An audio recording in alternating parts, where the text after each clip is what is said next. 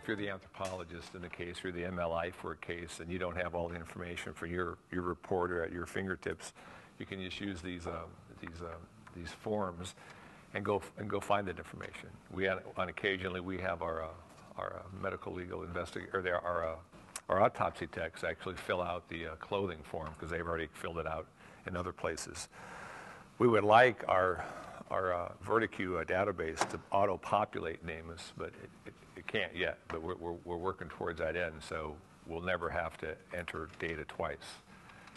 For those records selected in our case management system that we want to put into NamUs, we'll just hit a button and it'll auto-populate all the information right in, and that'll be a time saver too. But again, I can't emphasize enough doing a good job, whether it's you or one of your designees, getting accurate description of clothing when it's available, and jewelry, and sometimes some other things that are found near the body, with the body. Take the time. It's labor intensive. I don't like doing it. This is my least favorite page to do, but when I do it, I try to think in terms of a family member looking for a loved one, so taking the time to put all this detail in is actually advantageous for you if you're trying to identify somebody. So brand names and sizes if you can, color photographs of everything. Again, the sensitive items like ligatures, as we explained before the break, you wouldn't want to list anything on this page that had to do with that.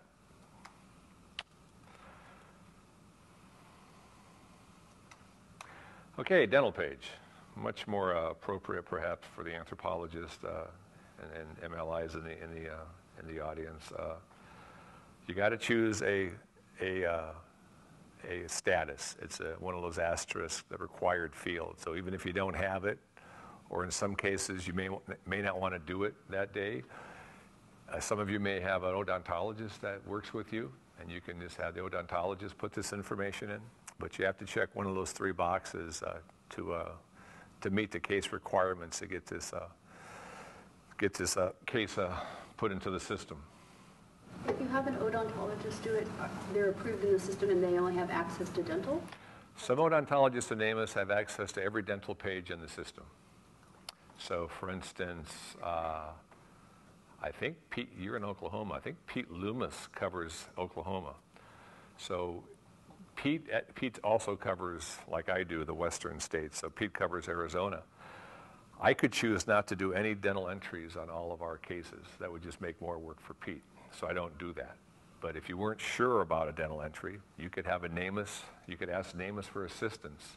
And one of 5 board-certified forensic odontologists in this country for your particular state would do that for you. You'd have to send them the records, films if you had them.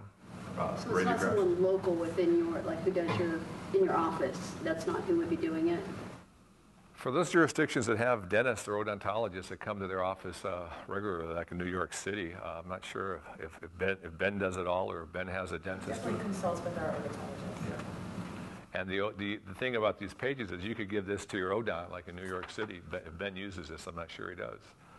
And the odonts could fill that page out. And then the person who's acting as case manager, one of us in this room, could put that information in. And as long as we didn't make any transcription or typing errors, we'd be in good shape. But again, NamUs has a lot of expertise at your fingertips. And if you choose not to do the dental page, some anthropologists don't want to go near teeth. So if you're one of them, if you're an anthropologist and you get to be a case manager and you'd feel better about having a dentist do it, NamUs can hook you up with that. A practical question. You said you could upload radiographs as a JPEG. Mm-hmm. Can you just scan those in a regular scanner, or do you have to flatbeds? Yeah. Orientation is key. So if you're using the old D2 films with the little embossed dot, you want to make sure that dot is the dots are all either all up or all down, and you want to orient the films in a way in an array so it makes some sense. Again, we've had several cases where, on old cases, where we put the dental codes in and we filled out this page and we put down here in comments that we would add radiographs later, and then I get an email. Excuse me. I get an email from Dr. Peter Loomis saying, I think I need to look at the x-rays on this film, on this guy, because I think I got a missing person, it might be. And I say to Dr. Loomis, well, I could load him in, tomorrow or the next day, or I could just send him to you and you could do it. And he's offered to do that. So if you need help on any one of these pages, especially dental and DNA, NamUs has people there for you. Now, if you've never done an NCIC dental code, they can be a little bit challenging. Those of you that have done them, you know that they're not that difficult to do, but they're more involved in the more simplistic, what Steve Clark is calling atomized dental codes. We use dental codes, NamUs use dental codes that are very simple, and they're after Brad Adams. They follow Brad Adams' dissertation on simplified dental coding, which, if you don't know about Brad's work in that arena, he showed statistically that it doesn't make much difference if you use a lot of detail in a tooth that has multiple restorations or where that restoration is. If you just say that tooth is restored, it's virtually as powerful as going through all the surfaces, a number of different restorations and different materials that are used for the restoration process. So we use a very simplified, NamUs uses a very simplified coding system. But you can click this NCIC information, and a lot of the dentists who are working, the odontologists who are working these cases, they've already got the complex codes, the NCIC codes worked out. So what they typically do is enter the NCIC codes.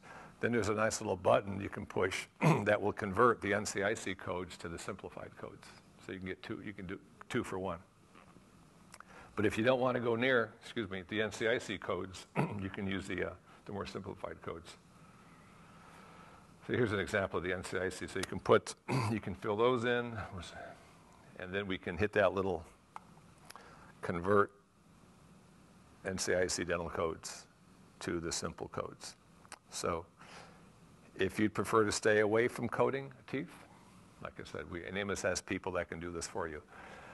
You would just check the top box that says dental information charting is currently not available, and then down here in the comments you would say dental charts and radiographs sent to Dr. Peter Loomis, and when he gets time to put them in, probably the next day, then he'll do that for you. So certain people have access to certain pages. Melody Joss-Sarand at University of North Texas can edit all DNA pages on the UP side. She does all of ours. She was nice enough to ask permission or seek approval that would be okay. And since a lot of it has to do with these long numbers, tracking numbers, internal numbers, we just thought, well, let her do it. Let someone from that lab do it. And then she'll put down typically the number of loci, that STRs, or the length of the profile for mitochondrial DNA, and whether or not it's at the national level of CODIS, state level of CODIS, or can't be put into CODIS. So she puts all that information in for us. And as I mentioned, Dr. Loomis puts some information for us sometimes in the dental page. So we feel that, again, keeping an eye out for the best quality data you can, you might as well let those experts do that for you. And it's available if you want it. So we put the dental information in, and we get that 3rd star. So we're moving up towards 5 stars.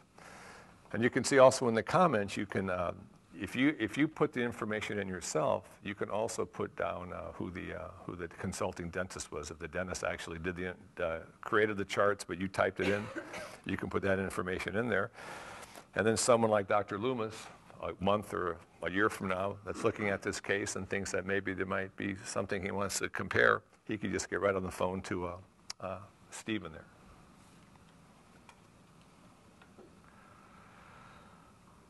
So use NCIC coding if you can, then let the system convert it. If you don't have it, just put the simple stuff in. The comments box is essential if you want to put down carious teeth, fractured teeth, rotated teeth. You put down O for other. That's the simplified, the letter that goes in, the symbol that goes into the tooth box, and then you explain what the O means, and it can mean anything you want it to mean. If you do have images, radiographs or DEXIS images or JPEGs of films, you can use the comments box to say see images page, because all the images in NamUs will appear on the images page. So you just route the reader over to the images page to see the radiographs. And again, the last one is very important. There are NamUs odontologists available for consultation. Like if you're looking for things to do, the dentists are just chomping at the bit, so to speak, to make contributions to NamUs. The DNA page, somewhat similar to the dental page, except there's not as much information for us to put in. You have to choose something. It's a required field. So if there's no sample available, you say there's none. If it's because the body was cremated 20 years ago, then put that in the comments box, and we'll assume that DNA is never going to be a player in trying to identify this unidentified person. We typically cut samples at or near autopsy, at or near anthropology exam. So we typically click the second one. And then when we do submit the sample, usually a month or so after they were resected, we go back and edit the third one. We don't rely on UNT, University of North Texas, to do this menial kind of stuff. So we go and we go and click the third one that we submitted the samples, test not complete, and then we wait for someone at the lab, Bodie Technology or University of North Texas, to tell us, yes, they got DNA, no, they didn't get DNA. And then if they ask us if it's all right, if they update our DNA page, we say absolutely. If you're dealing with records or information from 5 or 10 or 20 years ago, and there might be some old DNA information, but you already have their report, you can certainly enter it in yourself. There's no harm in entering in all that information if you have it. You can also scan in under documents. You can scan in, make a PDF of that DNA report if you're like me, and sometimes the DNA reports are beyond comprehension. I just say I'll put it in there under documents, and somebody who wants to read it, who knows more about DNA reporting than I do, they have access to it. Now, Melody said not to do that, Did she? or make it non-viewable to the public. Sorry. Yeah. If you put it in there, yeah, that's a good point. Thank you. You can make any image you put in there not viewable to the public. So anything you put in, I mean, fingerprints are never viewable, and radiographs, I believe, are never viewable. I don't think you can make those if you code them that way. I mean, if you put radiographs under facial ID, you fool the system, and you can make it viewable to the public. But when we get to the images pages next, you'll see that there's appropriate headings you should use for the type of image you're uploading. And as Angela said, if you're concerned about that, as some people are concerned about the information that might be on there and what somebody could do with it, then yeah, you wouldn't make it viewable to the general public. So you choose a status, and then you get the options of you should open up if they have been submitted, what kind of analyses are being run. And if you want to go through all this trouble before the results are back, you certainly can fill in the comments yourself like this. We've only done this 1 or 2 times, and we did it because a family member of a missing person was tracking one of our unidentified cases, and we couldn't rule the person out.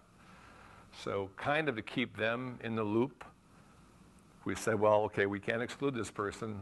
We got DNA samples ready to go. As soon as we ship them out, we'll let you know.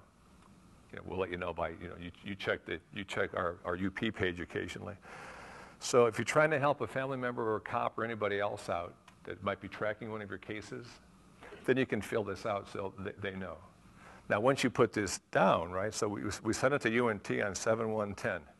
You think North Texas is done with that exam yet? Probably not. So that could stay like that for a year or 2, depending on where that sample is in the queue. So if you are trying to help a family member out, you may be prepared that you may get multiple emails saying, so what's going on? And at that point, of course, all you can say is, well, you know what we know. We sent the sample out in July of 2010, and they haven't reported back on it yet. But we have added additional information a couple of times for that reason. But we have so many samples out that we don't do it. I don't know that it's that important to say what tissues are actually sent out for DNA. Lori, can you think of a reason why that would be a good thing to know? Like if the grad student was going to do, or if someone wanted to do a sample report with Yeah. I mean, there may be a reason why you want to put that in there, but you can. You can put whatever you want in there. And again, since cyber sleuths and families of missing, at least in my experience, drive what cases I look at the next day, you're constantly kind of dealing with that particular, you're going back to name. I use NamUs every day for other reasons, but going to a particular case many times is caused by the email I got the day before. So this can, by doing this, I can just send a simple email back and say, hey, I've updated the DNA page. Go take a look at it. You now know what I know. Okay, we go to green. So the case information, demographics, circumstances, physical, medical, fingerprints, clothing and accessories, dental, and DNA pages all have required fields. We filled them all in. Even if we didn't know the data, we filled something in. So now we could submit this to NamUs. Right now, you could stop. You could just click on the green and submit it to NamUs. You can see it. You can see everything. When you're at this point right now, you could see everything that you've created. You could log out of the system, log back on. You could bring it up. You could see it. But nobody else will see it until the grand wizard of NamUs, Dr. Randy Hanslick, probably the next day, takes a look at the cases, because Randy reviews, Dr. Hanslick reviews every one of these cases, looking for either inappropriate things, perhaps, even though he trusts MEs and coroner's offices to do the right thing. But he's also making sure that you do things in a certain style. He almost always pushes a button for submit, but it won't go live. People won't see it for probably a day. On the missing person side, it can take much longer than that. It will take days and days, maybe weeks for the case manager. Yes, and to confirm that there is a report of a missing person with law enforcement, which is a key part of that quality assurance process. Yeah. And then the next day, almost always the next day, unless Randy's got something else to do, then this is in the system, and it's out there. And everybody who has access to a computer can see it, and everybody who's registered, and then at the various different levels of access, they can view some or all of what you just put in.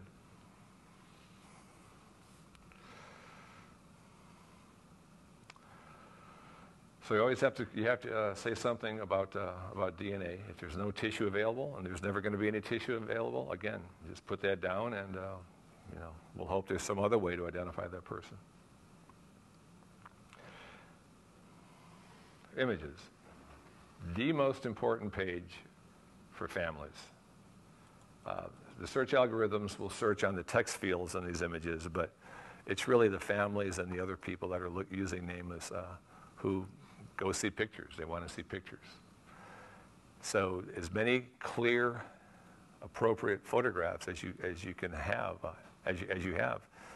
you can put them in. We have some that only have one photograph. We have some that have dozens. We'll take pictures of every piece of clothing.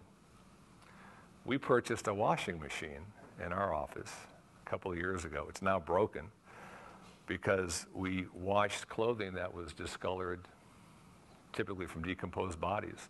So we got better photographs of logos and colors and tags and things like that.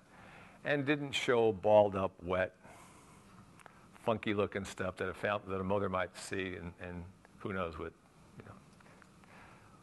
if that might make things worse. We don't want to make things worse, right? If somebody actually thinks that their loved one is on the UP side of NamUs, that's about as bad as it can get for that person that day. We don't want to show stuff that could only make it worse. So we actually broke our washing machine. We have to get a new one. But you can go to those lengths if you want to get good photographs of clothing and things like that.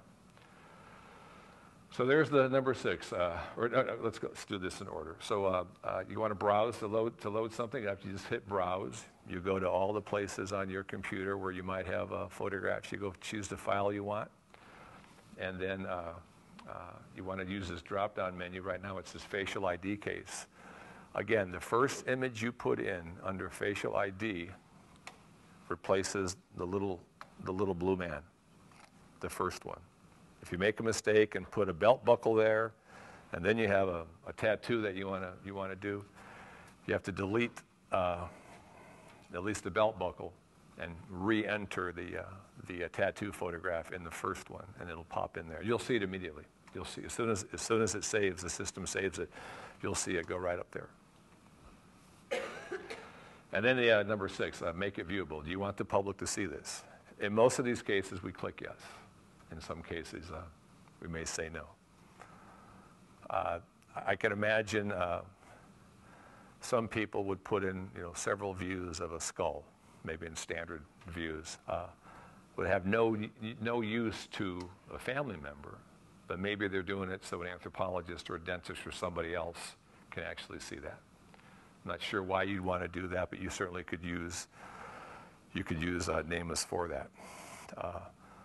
Other people are using NamUs as their case management tool, and they're putting all the photographs for a deceased unidentified person in there. I'm told storage isn't a problem, so right now those additional space is not an issue. So you add the image, and then there it goes. That's the image that they wanted to make the banner photo. So they selected a facial ID, and that photograph goes up to the banner there. That's the photograph you'll see when you go to, as soon as you open up NamUs on the UP side. That's the image you'll see. And of course, it's number 8. You can add as many images as you want. The radiographs have a category. The fingerprints, if you want to scan your fingerprint card in, has a category. And so you really don't even have to put a caption in then, because it'll put that title on the image. So here's what you could expect if you had a Jane Doe and you had a whole bunch of clothing photographs. You could add those in. So you click one of these photos, it comes that size. If you go click the larger photo again, it fills up your whole screen. It's got a nice magnifying tool on it, so you don't really have to do close-ups. If you can see the label, if this were in fact the label, it's not. It's an accession number, but if that were the clothing label, you could just take that photograph, and probably the magnification tool will allow you to read that label. If you want to take another photograph, a close-up of just the label, you certainly can do that. But as you play around with this, you can see that you can save some time just by putting the one photo in and magnifying it. Okay, got to be JPEGs. Default is that images are viewable by the public, so you have to click the button off if you don't want the people to see it, if you don't want the public to see it. If the skull is available, the FBI will not only do a facial approximation, but they'll take a CT scan of that skull or cranium only, if that's all you have. Provide copies to you if you want. Great for visualizing frontal sinuses, maxillary sinuses. Very nice images. The only downside I will say right now of using the FBI is they typically have the skull for about 4 to 6 months. So they make a 3D image of it. They use one of those 3D scanners, and they make a plastic image of the actual skull. Then they do the approximation on that skull. But apparently it's their protocol that they keep the skull, the actual bone there, until the artists are done in consultation with the anthropologist. And they have 2 anthropologists now in the trace evidence unit there at the FBI. They keep the skull there until the final product is done. Then they mail the skull back. You can also use Project Eden. Some of you know Todd Matthews, a longtime user and friend of NamUs. He has a bunch of other artists that don't work for the FBI. So if you prefer not to go through the FBI, somebody at NamUs can put you in touch with a forensic artist that would do a nice job. Again, you submit it, and you have to. The images have to be appropriate. Randy, let's say you do a case and it gets accepted, the next day you see it, it's out there, then you add some images. You can see them, as I said, you can see them immediately as you add them, but they won't go live on the system until the next day when Dr. Hanslick gets another long list of changes to NamUs cases. Can I ask you a question real quick? What's the turnaround time for the FBI construction? For what? The facial approximation. About 4 to 6 months. Right. We've done 3 of them, and one of them got back in 4 months. The other two took 6 and a bunch of phone calls. So, we have a local artist. We have a couple of local artists in Arizona that are chomping at the bit to do this. They want to do it.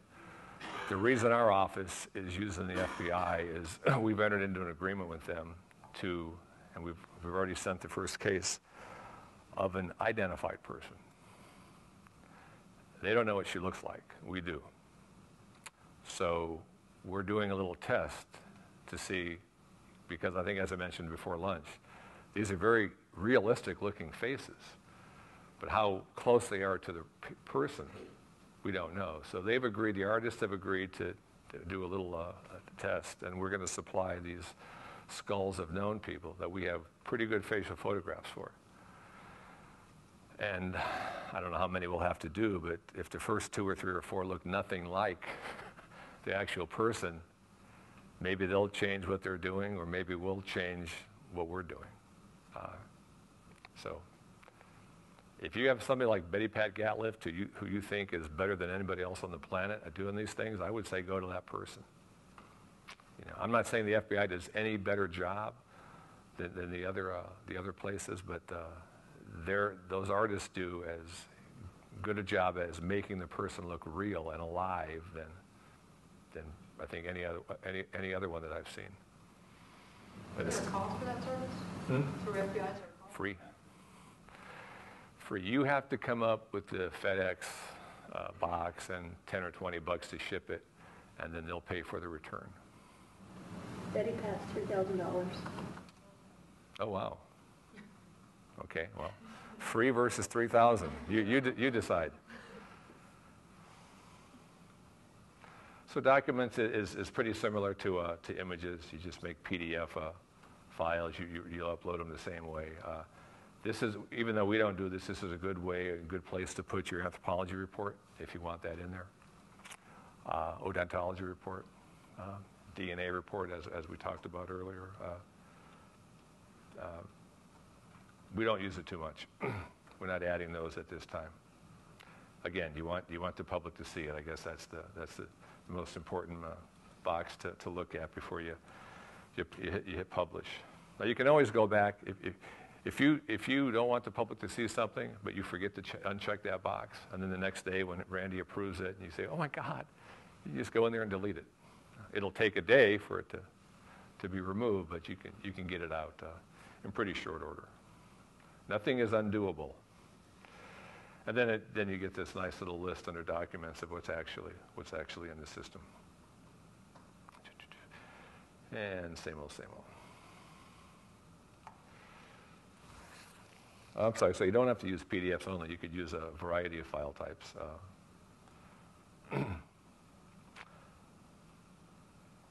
Police information page. So this is the page you want to put. You're going to have to click this box here, because when you start a new case, you need to expand this. So you click this box here, and then voila, you get this page. And this is a page where you want the police contact information. We don't use particular officers because the turnover is so high, and many times it's a beat patrolman that finds the body or bones, and they have nothing to do with the further investigation. But we get the police agency, we get their police case number, and then sometimes we just cut and paste. That's what's in the regular circumstances on the circumstances page down here. Excuse me, to the comments section on the police page.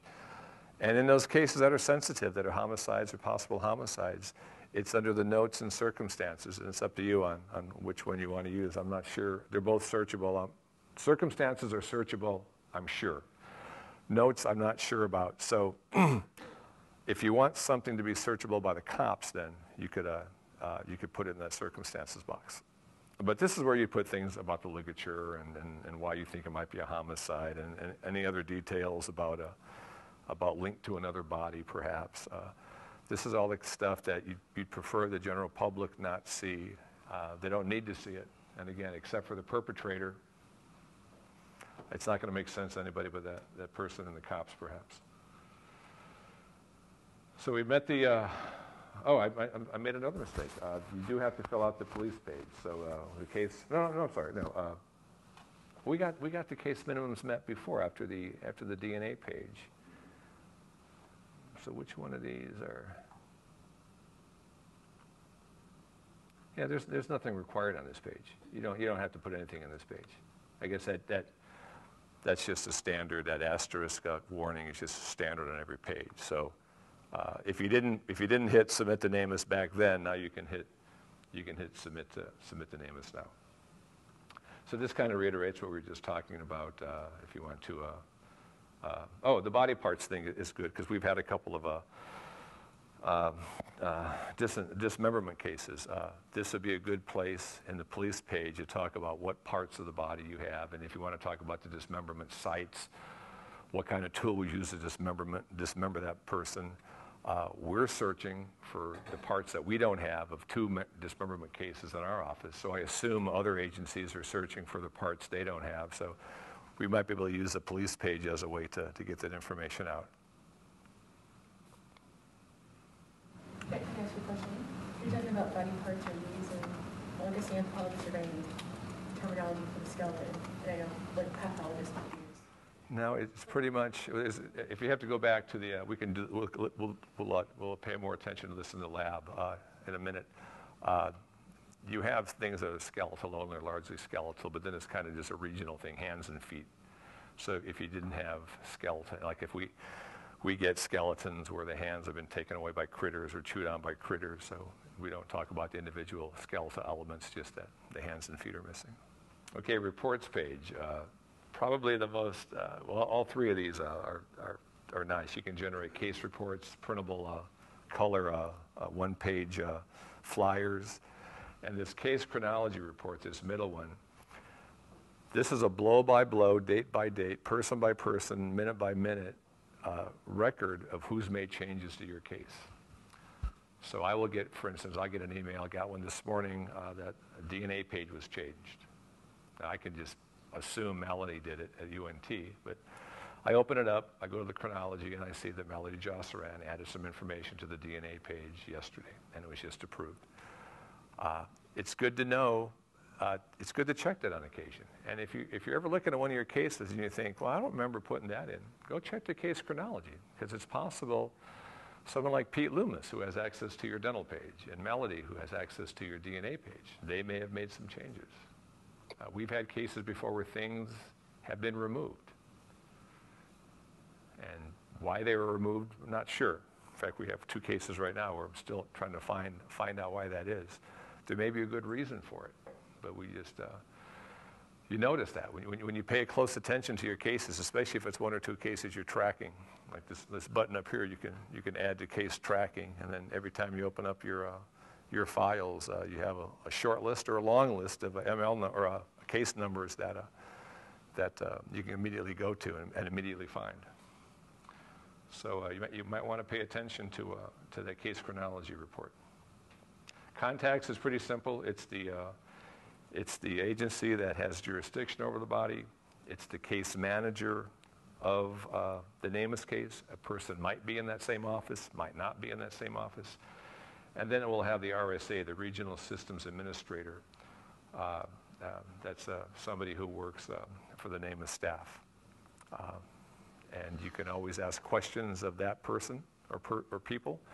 You can always, on a page, when you go to this page here, you could go right, and typically this has the person's name. Like this will have my name, this has your name, Angela, for all the cases you have in there and your email.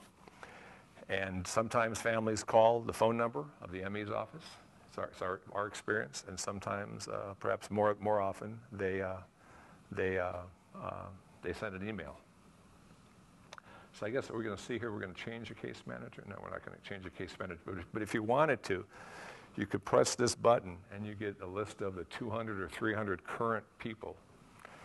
Kate, you're on the list, I know, to be case manager. And if you decided that you wanted to make somebody else a case manager, you should let them know you're going to do that, and you can do that.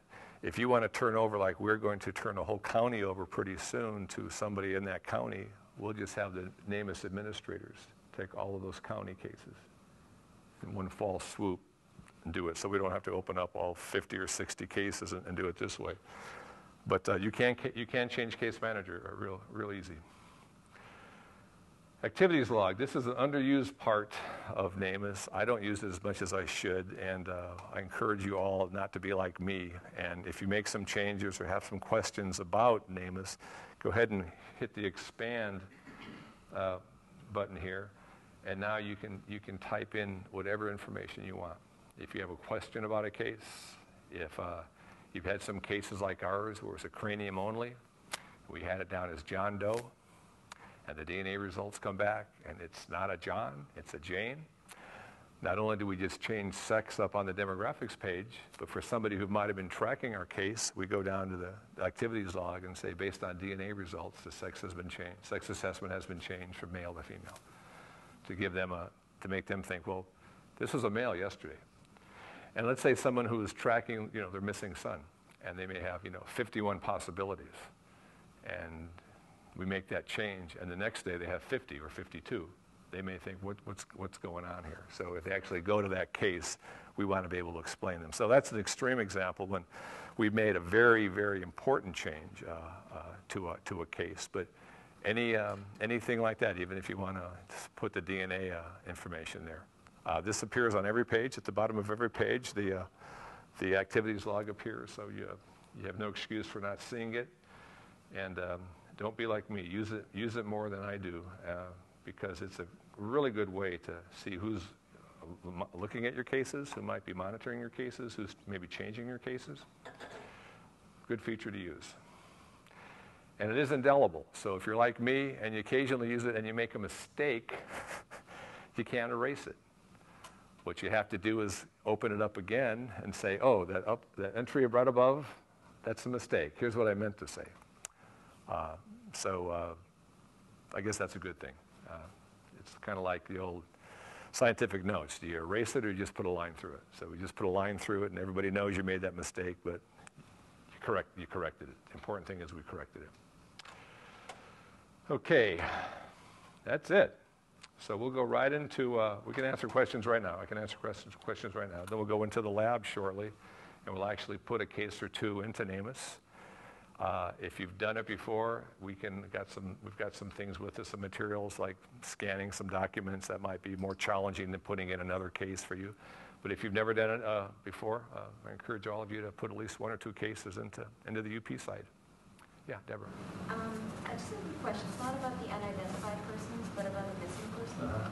Families generally call looking for their unidentified, and so I want to tell them to, look into putting their missing person in NamUs. Who do I direct them to, and how do they go about doing that? There's I guess we can do this on the training site, can't we? There's under resources, there's a list of all the regional systems administrators by state, and you can send them there, or quite simply, you could just use you could just send a question to them. That's the same, right? Do they have to use missing persons? Actually different, it's find the missing. Find the missing, yeah. If you wanted to, you could actually direct them to go to namus.gov, and instead of selecting the icon that's for the unidentified remains, they can select the one that's for the missing persons. And they can actually register, and they can immediately start entering their loved one's case. Do they have to have filed a missing persons report? They do. They have to have filed a missing persons report, so if they have not done that, then they need to contact law enforcement. If there is trouble with them being able to file a missing persons report, usually not a problem with a current case, but say someone's been missing for 20 years, they may have a little difficulty, say for example in a large city such as New York City, getting an owner, if you will, for that case in law enforcement. So there are some workarounds for that, and that's when your regional system administrator on the missing person side will be a good resource for that family, and they will help bridge that gap and find a solution to the problem. I've talked to a lot of people who don't have internet access for a variety of reasons, but if they just contact the regional manager. Yes, and the regional manager person they are empowered to enter a case on the missing person side. Typically, their workflow doesn't really allow them a lot of time to do that.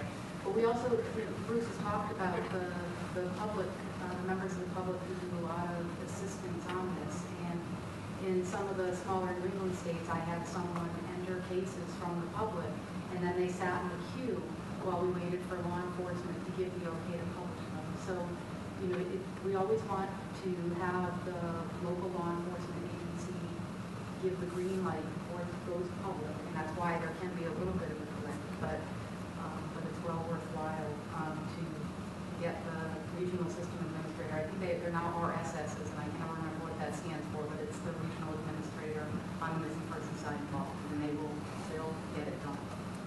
Another comment, another common situation, Deborah, is that a mother will say, well, she's in the DOE network, but she's not in not in the NamUs. So we encourage them to, even though they're in the DOE network, get them in the NamUs too.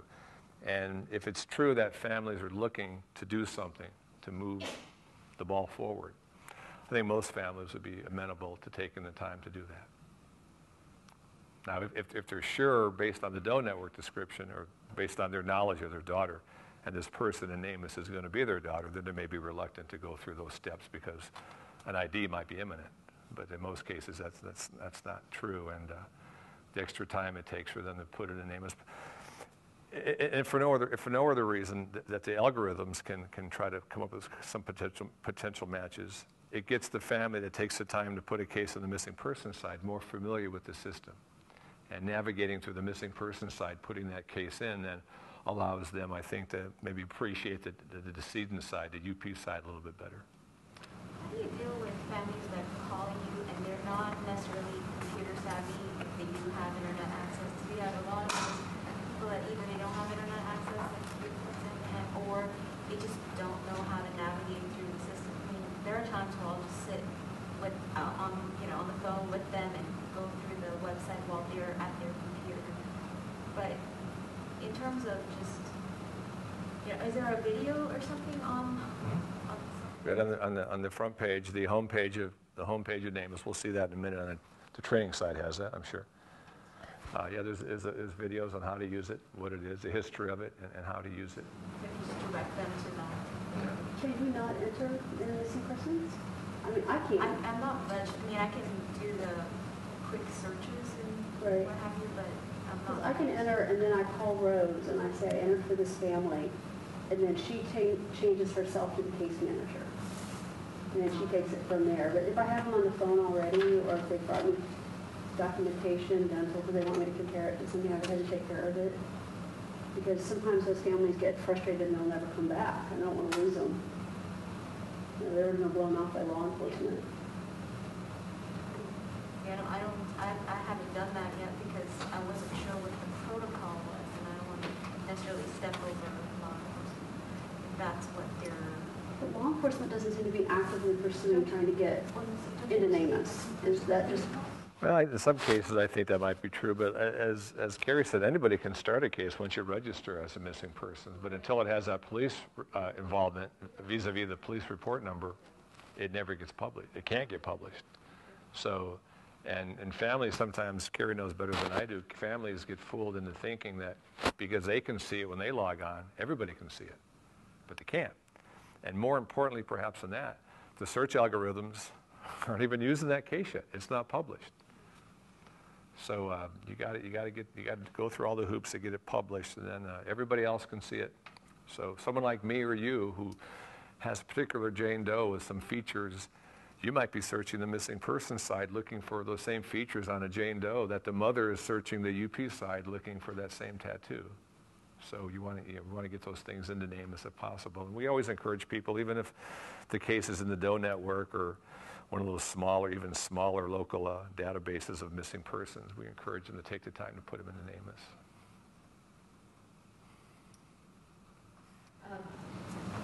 Can we use this PowerPoint when we go to present it to our agencies, like the medical examiner Galveston? For him, they're doing NCIC. They're not familiar with this at all. So I'd want to present it to them. I mean, I can go on the website and show them. Yeah. You mean, can you get a copy of this actual PowerPoint? Well, I think we already have it. You But have can it. we use it? You can go to NamUs Academies. I mean, Steve, PowerPoint. They have all the PowerPoints we made at the academy to use it, don't they? can anybody, don't you have to log on to use that? Because we all have logons at the NamUs Academy website to see under the resource pages where all this information is. But you have it on your thumb drive? You have all this on your thumb drive? Yeah. Absolutely. So we can, Yeah. Yes, absolutely. Absolutely. Anything that you think will help people to enter cases and provide accurate information, go. I'd also encourage you, and I can give you a list for Texas, for any state, but find out who those 5-person teams are for those of you that are in states that have already been covered by the NamUs Academies. And I know for Texas, they use Roger, the dentist, right? The dentist out of Dallas. Well, they have a page that you just take.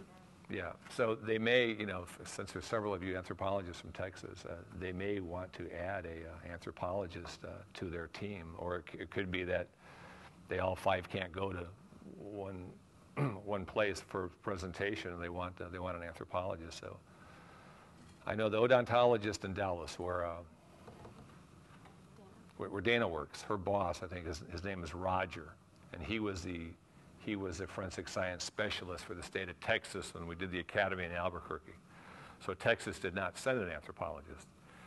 So some states send an anthro in that slot, some states send a dentist, some a pathologist, but there's only 1 slot per state. So that'd be another. And so they have access to, since Krista was an attendee at the training academy in St. Louis last summer, she has access to all those materials, and those 5 people also have passwords, so they could even get more information. There's even a demonstration, a PowerPoint, half an hour long, specifically for people in Texas, that these 5 created as part of the academy. So it should have the kind of stuff that you guys are more used to.